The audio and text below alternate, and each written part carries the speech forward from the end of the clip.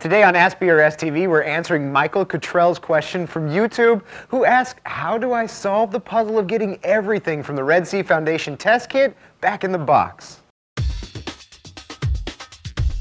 Hey Reefers, Randy here bringing you an Ask BRStv from our YouTube reefing community, where Michael asks, how in the world do you get the reagents and testing equipment into the Red Sea Foundation Pro test kit box? This is actually a pretty common question that even Ryan struggles with, and the quick answer that works for me, Michael, is to start big and finish small. Okay, so if there's one staple test kit for reliably testing alkalinity, calcium, and magnesium that we use here throughout the BRS offices, it's gotta be the Reef Foundation kit from Red Sea.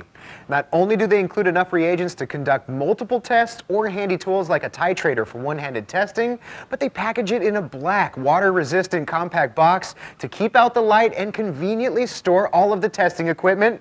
But after you take it all out of the box, what's the best way to get it all back in?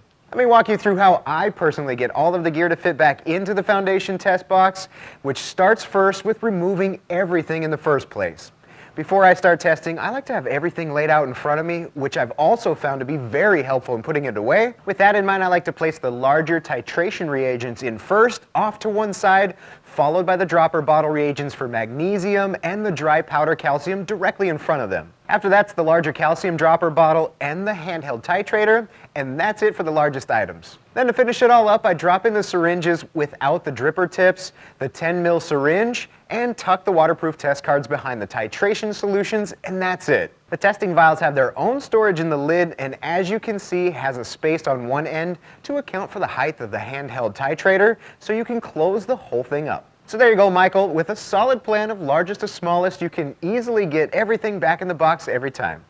Here's a couple of extra tips I'd like to add in to avoid heavy calcium deposit buildup in the testing vials over time, and to help ensure the accuracy of each future test. I always rinse them with RODI water immediately after testing, and then even store them full of RODI water. In the same breath, I also rinse each testing syringe with RODI water and dry them as best as I can before putting them away. Thanks for watching, and thank you, Michael, for the great question. For those of you looking for a bit more, the best part about this are the actual experiences, knowledge, and comments that the YouTube reefing community shares on these topics as well. This conversation is where we get great questions for Ask BRStv like these, so keep them coming, and we'll see you next time on Ask BRStv.